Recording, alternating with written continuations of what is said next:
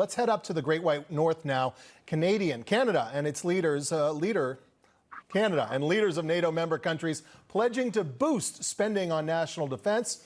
Canada says it will not meet the NATO minimum 2% GDP military commitment that Prime Minister Justin Trudeau agreed to in 2014.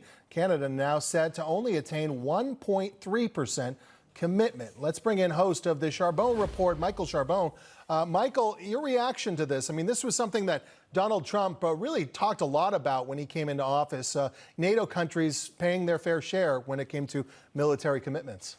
100%. I mean, Canada committed 2%, and the Wall Street Journal came up with a scathing article on that. And actually, NATO did an evaluation, and they only pegged it at 1.29.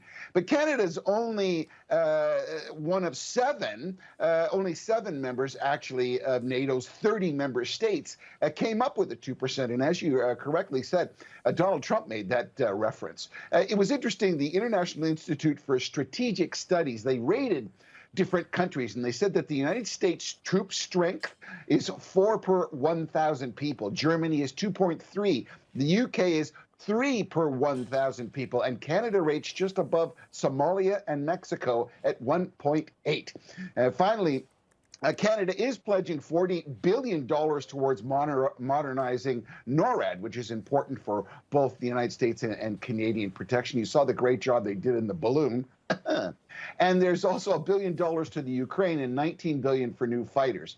But basically, Trudeau showed up with a hollow smile and didn't come up to the 2%, unfortunately. Justin Trudeau is now accusing American far-right media for spreading falsehoods, what he calls falsehoods, and indoctrination of gender identity in public schools. In a recording in Calgary with a Muslim parent, Trudeau blames U.S. media.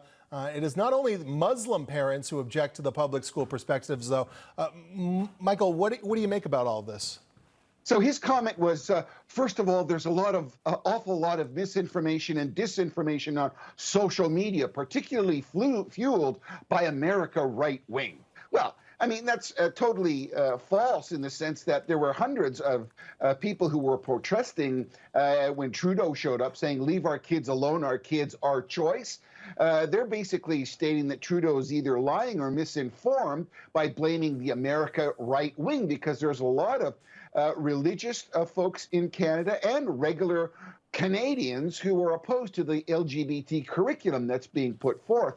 And interestingly enough, the Council for American Islamic Relations said that they were upset with commentators like MSNBC's newly anointed Jen Psaki, and that they need to accept that independence of Muslim parents, and they have their own intellectual rights to talk about what their dream is and pass on their values to their children. Basically the same thing that a lot of Canadians are saying, Michael. Wow.